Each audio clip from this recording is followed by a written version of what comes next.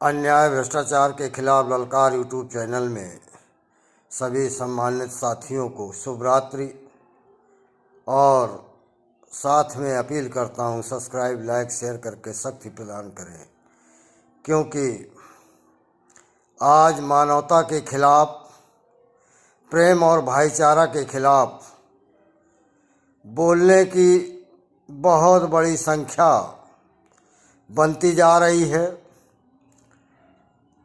ख़ास तौर से हमारे भारत देश में, अन्य देशों में है, लेकिन वहाँ का आतंकवाद, वहाँ का गिरोहबंद जो संख्या है उसमें समाज पिस रहा है। लेकिन भारत देश में प्रजातंत्र है और राजतंत्र है। चाहे सत्ता पक्ष हो चाहे विपक्ष हो, दोनों उस राजतंत्र का फ़ायदा उठाते हैं।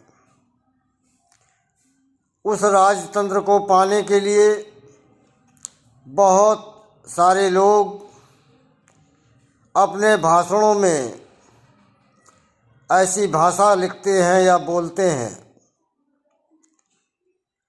अब लोग कहेंगे मैं कांग्रेस के खिलाफ बोल रहा हूँ, कुछ लोग कहते हैं मैं भाजपा के खिलाफ बोल रहा हूँ, कुछ लोग कहते हैं मैं सपा के खिलाफ बोल रहा हूँ, कुछ लोग कहेंगे तृणमूल कांग्रेस के खिलाफ बोल रहा हूँ, कुछ लोग कहेंगे कि आम आदमी की पार्टी के खिलाफ बोल रहा हूँ।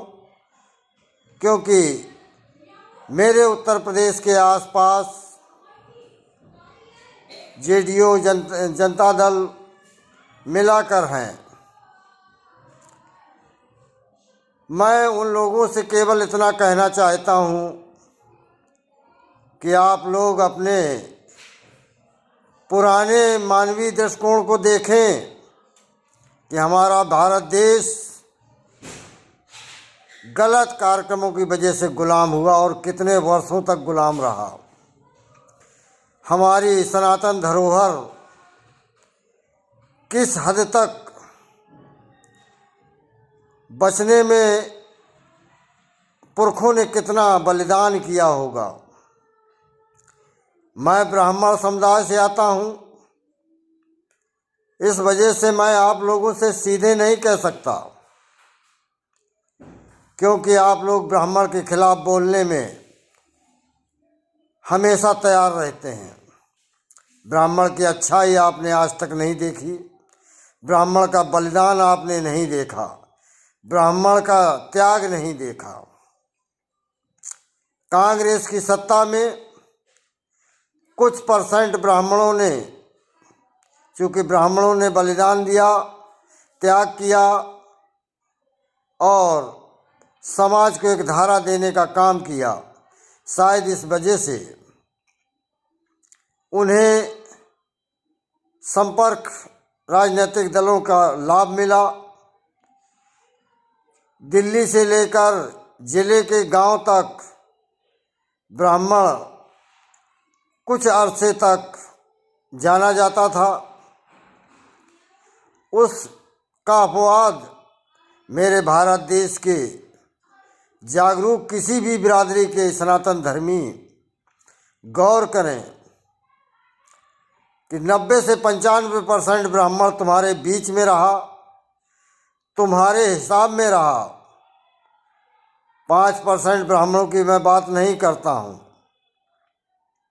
लेकिन आपने 5% के साथ 95% का बलिदान, भाईचारा, प्रेम, सौहार्द को मिट्टी में मिला दिया।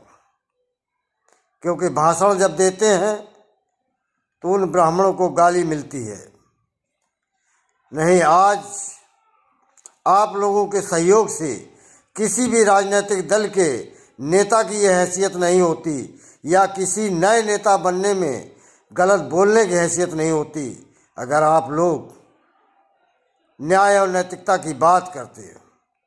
विचार करना, मैं आज संसद का भाषण राहुल गांधी का सुनने के बाद थोड़ा कष्ट हुआ और मुझे लगा कि अब हद से बाहर हो रहा है, हमारा देश फिर गलत दिशा में जा रहा है। मैं देशभक्त हूँ।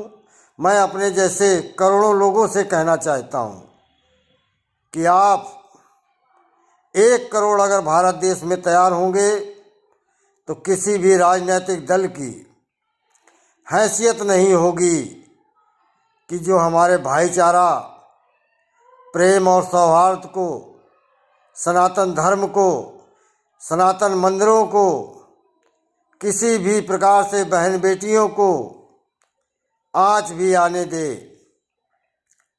बस वीडियो फिर बड़ा हो रहा है। मैं तार्किक बहुत कुछ बोलना चाहता था, नहीं बोलूँगा। धन्यवाद। विचार करना, सब्सक्राइब, लाइक, शेयर करना।